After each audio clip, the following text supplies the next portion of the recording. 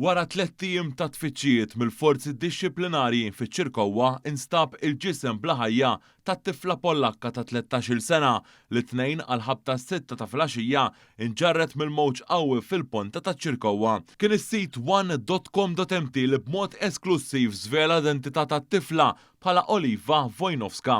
Meta t-tifla qebet it-tnejn li għadda il-mowġ tant kien qawwi li jola iżjed minn żewġ sulari kisser parti mill-barriers fiż-żona tas-South Key u kaxkar lilha u lil ħuwa ta' 17-il sena fil-baħar avolja jirriżulta li dawn ma kinux fit-tarf. Waqt li żagħżugħ salva minnu fih, il-missier ta' 49 sena ipprova issalva lil bintu bla suċċess u spiċċa iweġġa fit-tentattiv tiegħu. Wara li 3 filgħaxija reġgħet ġiet sospiża t-tfittxija mill-ajru u l-baħar minħabba nuqqas ta' viżibilità minn sbieħ il-jum tal-erba' komplet it-tfittxija.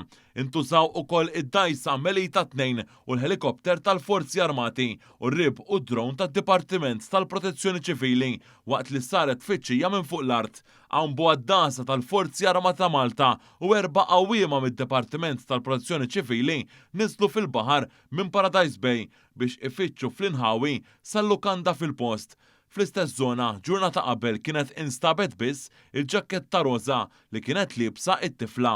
Kien fl-10 u 28 minuta ta' filgħodu aktar minn 40 siegħa wara li seħħ l-inċident u mindu bdew it-tfittxijiet li l-buaddasa sabu il-katavru tat-tifla li kien imwaħħal mal-blat f'qiegħ il-baħar qrib il-bajja popolari. F'koordinazzjoni mal-Forzi Armati u l-Pulizija, it-tifla mejta ittellet l-art min-naħa tal-marfa.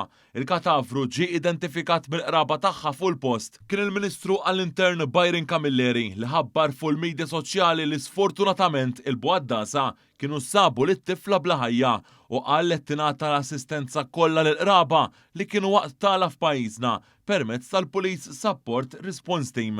Anke l-Ambaxxata Pollakka f'Malta qed tagħti kull għajnuna lill-qraba tal-vittma. Dwar dan il-każ infetħet inkjesta il-mexxija mill-Maġistrat Monika Borġgalja waqt li l-investigazzjonijiet tal-Pulizija għadhom għaddejjin.